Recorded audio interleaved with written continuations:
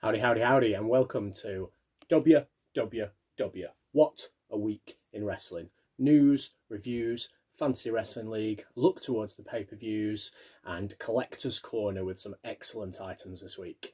Let's kick off straight into the news. The COVID crisis still seems to be rife in the USA. Causing a few wrestlers to not appear, either out of choice or because they've been in contact with somebody. So you've got the likes of Kevin Owens, Sami Zayn, Jon Moxley. They're all not appearing at the moment due to different varying reasons to do with the COVID crisis.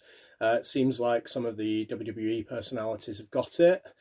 We've got Renee Young, who said she's had it. We've got Jamie Noble, WWE producer, that says he's had it. We've got Kyla Braxton, one of the announcers, backstage interviewers, that has said she's had it twice. So worrying times for WWE. I know a lot of their shows seem to have been delayed or postponed, the tapings of them. Hope it all improves. We've got a feud now on Raw between Drew McIntyre and Dolph Ziggler. I'm going on a lazy booking, bit of an annoyance again. Drew McIntyre was probably meant to be scheduled to face Jinder Mahal, I'm assuming, and they thought, oh, let's keep the same storyline and let's have a different partner that Drew McIntyre used to have.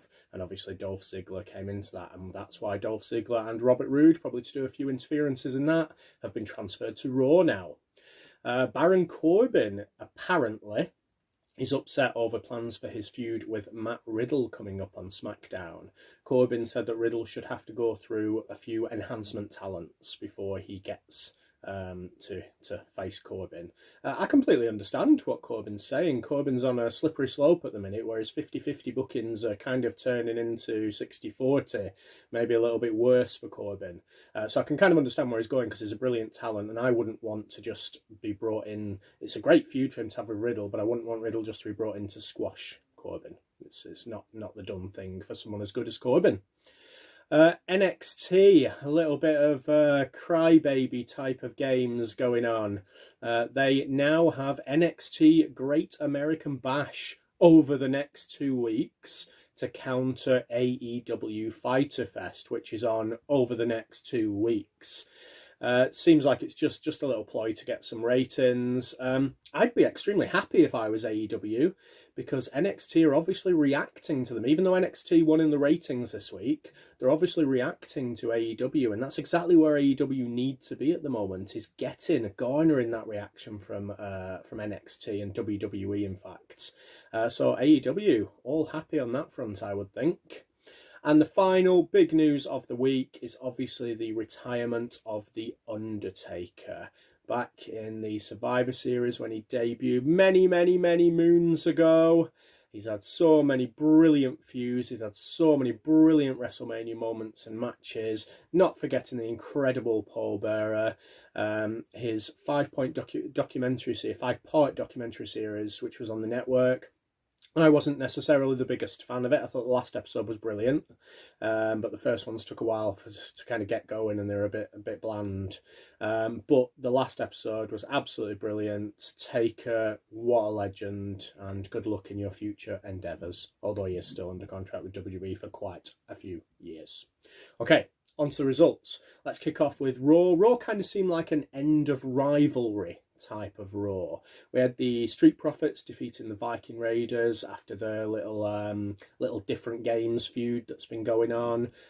Look to get some new challengers in. Andrade and Angel Garza interfered at the end of that match. We had Asuka defeating Charlotte. Charlotte taking some time out for some kind of surgery, not 100% clear on what that is. It was nice for Asuka to go over her to kind of end that rivalry at the end. Sasha and Bayley defeated the Iconics. That looks like the end of the Iconics push. Probably be expecting a breakup soon of those two. Natalya defeated Liv Morgan. That one will probably continue a little bit. And Apollo Crews defeated Shelton Benjamin.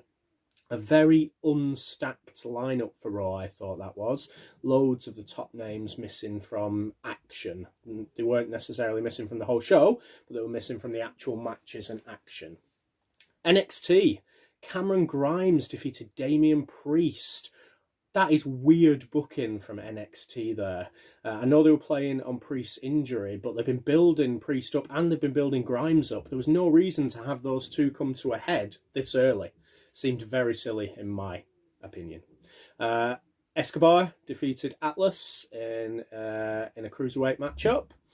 Dakota Kai continued her fantastic run alongside Raquel Gonzalez.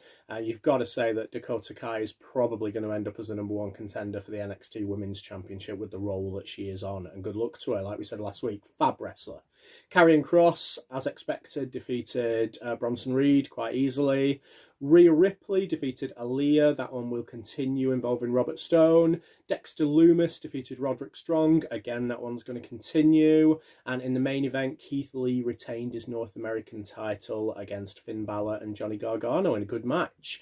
Keith Lee will now go on to the winner takes all NXT title match between himself and Adam Cole. So let's preview night 1 of NXT Great American Bash. No build-up, no nothing. I just it's not a pay-per-view, it's just NXT. So week 1 has Dexter Lumis against Roderick Strong in a strap match. I would expect Lumis to come out on top in that one. Aaliyah and Robert Stone will be taking on Rhea Ripley in a handicap match. If Aaliyah and Stone win, then Ripley has to have Robert Stone as her manager. They might as well do that. That would be an interesting way forward. Give Rhea Ripley something to focus on until she gets back in the title picture. And the main event of week 1 will be the 4-way #1 contender for the NXT Women's Championship. So we've got Dakota Kai, Candice LeRae, Mia Yim, and Tegan Nox. Again, like I said, I would expect Kai to be victorious in that one. And probably it's looking like the winner of that will go on to week 2 to face Io Shirai. Okay, let's move on to the B show. SmackDown. Kicked off with Undertaker against AJ in the WrestleMania match. Just a replay of that. Nikki Cross is now the #1 contender for the SmackDown Women's Championship. It makes sense leading into Extreme Rules where they're putting a kind of horror theme on it for Nikki Cross to be challenging, because it'll be much more horrific with her and the way that she wrestles and the brutality that she shows. So good decision by WWE. We had an 8-man tag match. The tag team situation is very similar. It's almost like a Groundhog Day. It's exactly the same build-up as the last major tag team title match that we had on SmackDown. So you've got somebody beating them last week, the champions last week, and then you've got an 8-man tag this week. It's the same flow. It's the same method. Again, I use this term a lot, unfortunately. Lazy booking. And the main event saw Jeff Hardy defeat Baron Corbin in a pretty nothing match. It was all just for Baron Corbin to get the beat down by a lot of competitors at the end. I'm worried for SmackDown. It is feeling very, very much like the B show at the moment. The effort that goes into it doesn't seem to be anywhere near as much as Raw. Okay, let's move on to AEW and let's start off with Dynamite. We had squash victories for Brian Cage and Hikaru Shida over Jobber Talents. We had Wardlow defeating Luchasaurus in a lumberjack match. Kind of set up some of the feuds that are going to be happening at Fyter Fest.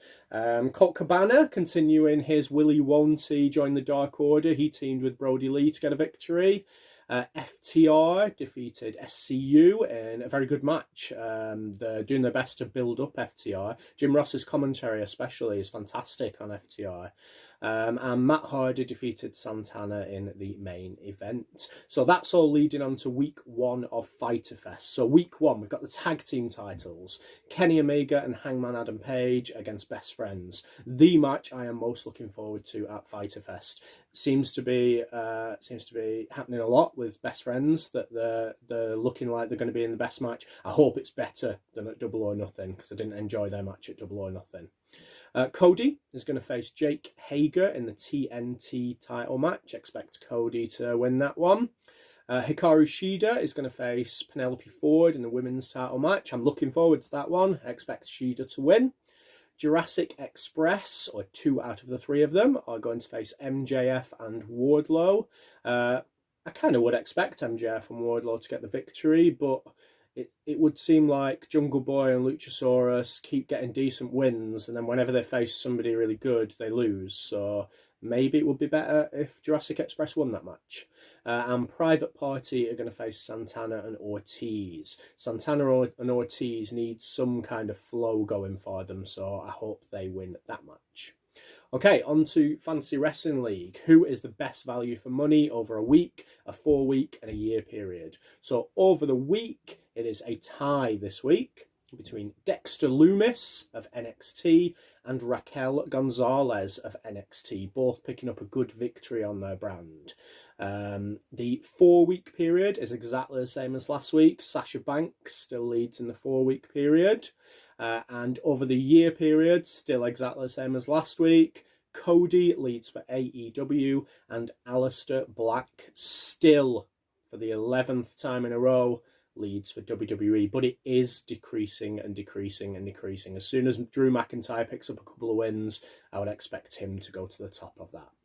Okay, we've got a jam-packed, stacked Collector's Corner this week.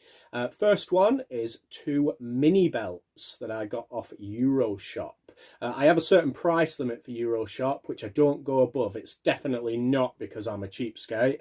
It's just because I wouldn't want to spend a load at once. So I'll wait for the right ones to come up at the right prices. And this week they had the sale on, and I got these 2 belts. So we've got the WWE title, very nice belt. And we've got the Stone Cold Steve Austin Championship. I quite like these personalised belts that they're doing, a lot more than I thought I would. I got the up, up, down, down one a few weeks ago, and I thought it looked horrific. But then when it arrived, it was actually really nice. And the same with this, really. I don't think it's quite as good as the up, up, down, down one, but it's a lot better than I thought it was going to look. I love these mini belts. I think it's going to become a bit of an obsession for me. Okay, next one. It was my birthday a few weeks ago, and the girlfriend doesn't usually get me anything to do with wrestling, but she did this time, and she put thought in it, and it's something that I wouldn't even think of getting myself, but it's something that will look really good in the Detolf cabinet behind me when I get to the kind of 2001 type of stage. So it's a print of the WrestleMania 17 poster with Austin against The Rock as the main event. Really like it. It's definitely going into my Detolf. Okay, next one, bit of a retro one. I just saw this and I couldn't not get it. There's quite a lot of reproductions of this going around, but this one's actually from 1991, I think.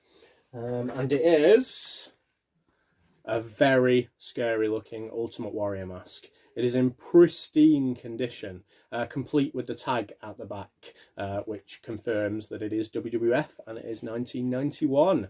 That'll probably go up there somewhere when I get rid of all those boxed figures that are up there to make a nice new display soon.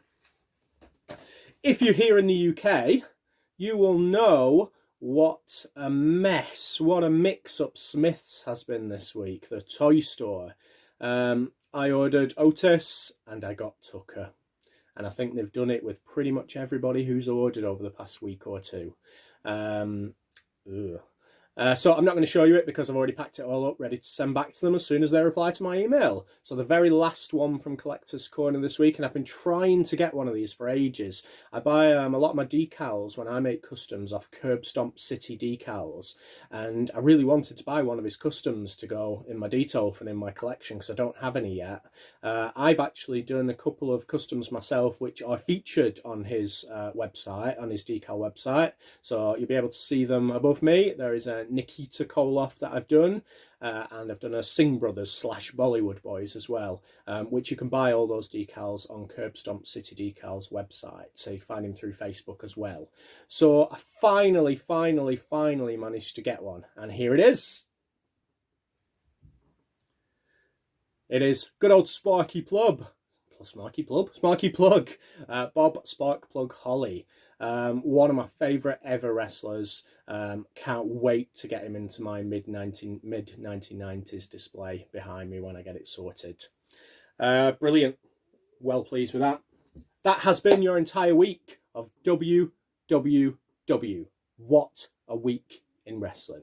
Thank you very much. See you next week.